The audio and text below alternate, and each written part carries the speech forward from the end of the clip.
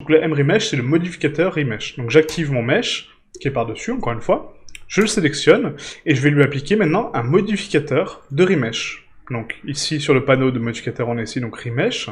Et là, regardez ce que ça me fait. En fait, ça crée donc des voxels, avec une taille que je vais définir ici, et une adaptation, adaptivity, vous voyez, avec ce remesh. Donc là, on va taper donc 0.01, comme ceci, comme la valeur qu'on avait auparavant. La valeur qu'on avait auparavant, donc là pour l'instant on a exactement le même résultat qu'on avait auparavant, d'accord, sur ma géométrie de base. Hop, si je désactive ma sculpture, voilà. Même c'est encore pire, hein, parce que du coup on n'a même pas la griffe ici, c'est vraiment très saccadé, très cassé. La taille que je souhaite, donc je l'augmente progressivement, d'accord, avec la petite flèche. Et du coup j'observe un petit peu ce qui se passe au niveau de mon écran. Donc pour l'instant, pas grand chose. Donc là je vais essayer de monter un petit peu plus les valeurs. Hop, voilà, donc là la géométrie a bougé. On va mettre une valeur de 0.1. Voilà. On augmente encore, 0.5. Et vous voyez ce qu'il me fait en termes de géométrie, en fait, hein, donc là il m'enlève la géométrie pour pouvoir s'adapter de façon plus claire. Donc c'est-à-dire que plus j'augmente la valeur, et plus il va s'adapter à des formes grossières. Alors que moi, je veux l'inverse, je veux des formes plus fines pour mes griffes, pour retranscrire mes griffes proprement. Donc pour ce faire, on va ici donc taper une valeur de 0.001. Voilà, un détail vraiment très fin, et du coup il va s'adapter en fonction de ce détail. Sauf que là, bah, encore une fois, j'ai des cassures de géométrie, ma géométrie n'est pas constante, d'accord? Donc très important, donc l'adaptivity, parce que du coup ça permet donc de recalculer effectivement des formes très fines, mais il va quand même garder votre voxel size de base.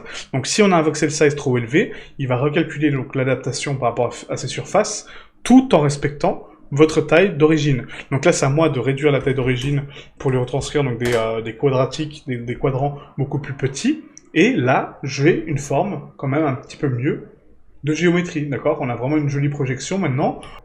Donc là, je vais passer en fil de fer pour analyser un petit peu donc, la géométrie. Et là, je me dis, ouais, bah, c'est pas mal, mais bon, voilà quoi. On n'a pas la même constance qu'on avait tout à l'heure, d'accord? On repart sur des hexagones, sur des formes un petit peu étranges, sur de la géométrie un petit peu cassée, un petit peu brute.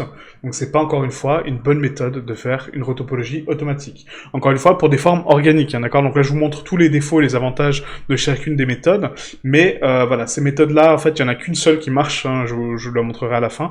Mais du coup, voilà, c'est vraiment, c'est important de connaître les méthodes qu'on a à disposition et pourquoi ça ne fonctionne pas et pourquoi on ne peut pas utiliser cette méthode-là. Là, si j'applique actuellement mon remesh, voilà, donc je l'applique hein, sur cette forme, et du coup je veux déplier mes UV, bah là, voilà quoi. Vous voyez, en fait, encore une fois, on a des boucles qui sont ici, je ne sais même pas pourquoi elles sont là, d'accord? Elles retranscrivent vraiment mal mon objet. On peut essayer de créer des boucles comme ça pour donc, mes UV, mais ça va être vraiment des grosses cassures, et la géométrie n'est pas du tout constante, elle n'est pas belle, cette géométrie, d'accord? On a des faces un peu rectilignes, après on a des faces cassées, après on a des losanges, après on a des triangles, enfin voilà, c'est vraiment très étrange comme géométrie, donc c'est pas la bonne méthode, ok? Donc ça c'est le mRemesh.